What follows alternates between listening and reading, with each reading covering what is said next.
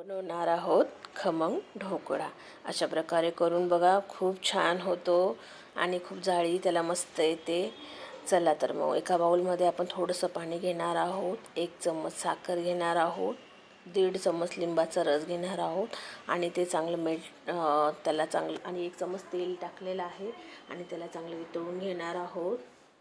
आणि त्याच्यामध्ये आपण आता 1.5 वाटी बेसन पीठ घेणार आहोत। तुम्ही बघू शकता 1.5 वाटी बेसन पीठ घेतल्यानंतर आणि थोडं पाणी टाकून चांगलं आपण ते आता मिक्स करून घेणार आहोत। पाणी अगदी थोडं टाकायचं आहे आणि त्याच्या सगळ्या गिठोळ्या मोडून टाकायच्या आहेत। चवीनुसार मीठ आणि चिमूटभर हळद घेतलेली आहे आणि ते चांगलं आपण आता मिक्स करून घेणार आहोत। अगदी पाणी थोडं घेणार, अशा प्रकारचं बॅटर आपण करून घेणार आहोत। तुम्ही बघू शकता आता अर्धा चम्मच सोडा टाकलेला आहे खाण्याचा आणि तो पण चांगला आपण मिसळून घेणार आहोत। तुम्ही बघू शकता मिश्रण आपलं फुललेलं आहे।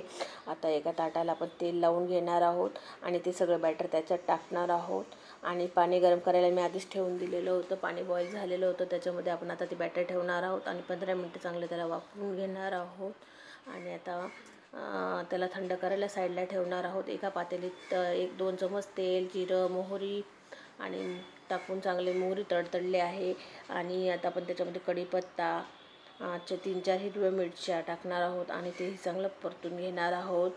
आता त्याच्यात आपण थोडंसं पाणी टाकणार आहोत आणि ते अगदी थोडंसं पाणी टाकायचं आहे आणि त्यामध्ये 1 चम्मच साखर, चवीनुसार मीठ आणि चांगली आपण त्याला उकळी येऊ देणार आहोत।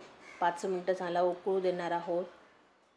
तुम्ही बघू शकता मिडियम गॅस केलेला आहे, उकळी आलेली आहे। आता आपण गॅस बंद करणार आहोत आणि त्याच्यामध्ये 2 चम्मच लिंबाचा रस टाकणार आहोत आणि आपला आता बॅटर थंड झालेला, आपला आता खमंग थंड झालेला आहे। आता त्याचे आपण काप करून घेणार आहोत। तुम्ही बघू शकता आपलं खमंग बघा किती छान फुललेलं आहे, मस्त झालेलं आहे। आता आपण जे पाणी केलेलं आहे ना, ते आता खमंगवर टाकणार आहोत। तुम्ही बघू शकता अशा प्रकारे सगळीकडे टाकायचं आहे आणि कोथिंबीरने गार्निश करून घेणार आहे। अशा प्रकारे करून बघा आणि लाईक आणि सबस्क्राईब करायला विसरू नका। Thank you so much guys. बघा किती सुंदर छान खमंग होतात, झटपट होतात, 15-20 मिनिटात होऊन जातात। करून बघा अशा प्रकारे।